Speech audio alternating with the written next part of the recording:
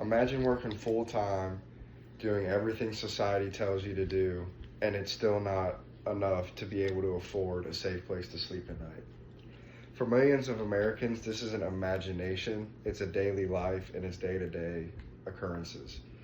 Parents work overtime, they work hard for their children just to sleep in overcrowded apartments, motels, and just overcrowded shelter. Housing has just became too expensive, too limited, and too unstable. Even if this problem doesn't necessarily occur to you, the public housing crisis still impacts everybody in America because housing insecurity raises the price of healthcare, it raises the price of school, and it destabilizes the community. According to the U.S. Department of Housing and Urban Development, housing instability and homelessness continues to rise in every region of the country. Safe, affordable housing isn't just a personal need, it's a necessity for pretty much everyone in the country. Although we may be far removed from the public housing crisis, millions of Americans are experiencing this firsthand. So, what's the problem? There's just simply not enough affordable, safe public housing. One of the biggest issues is availability. The HUD reports that only 1 in 4 families who qualify for federal housing assistance actually receive it.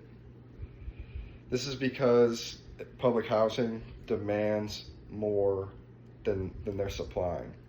Affordability is another major problem.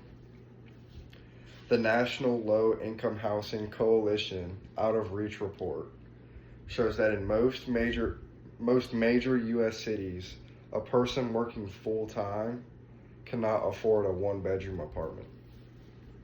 When wages and rent can't keep up with each other, families are forced into unsafe housing, overcrowded homes, or simply just going homeless. Finally, even existing public housing units are struggling.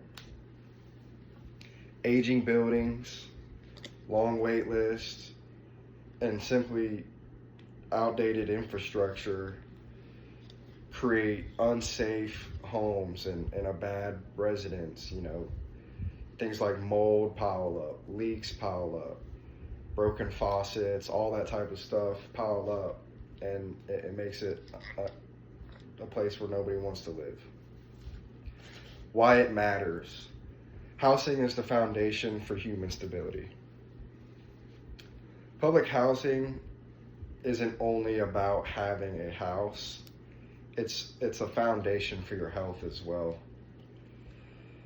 The Center for Disease Control Prevention reports that stable housing improves mental and physical health, reduces stress, illness, and hospitalization rates. The foundation also helps children in powerful ways. Children need to grow up in school, and with that, the Pew Research Center finds that children with stable housing perform better in school, have fewer absences in school, and are more likely to graduate high school. Which sounds crazy, but graduating high school helps you get a job. Communities also benefit when housing is stable. Housing instability increases emergency room visits, the police showing up, social service demands, and all those are something a taxpayer covers. Housing affects health, education, safety, like we talked about, and community well-being, which affects all of us. So what can we do? Here are some real meaningful things we could actually do as a community. And the first one is obviously volunteering your time. Organizations like Habitat for Humanity allow volunteers to willingly help and build to repair homes for people who can't afford it or can't repair their homes. Local housing authorities also need volunteers for youth programs, community events, some tutoring for the education aspect. The second thing we can do is donate money, or if you don't want to donate money, you can donate items. Some of these things, like Habitat for Humanity, is a foundation you can donate for. And like one of my sources are from the National Low Income House Coalition. Great place to donate to.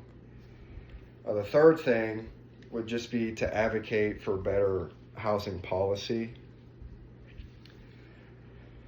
We can influence policy by supporting zoning changes for those houses that allow more affordable homes. We could encourage our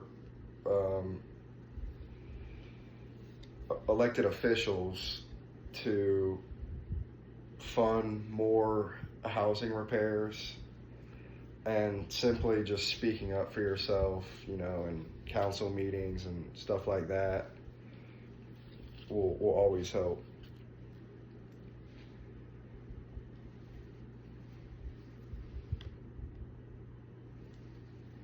The HUD reports that these programs reduce chronic homelessness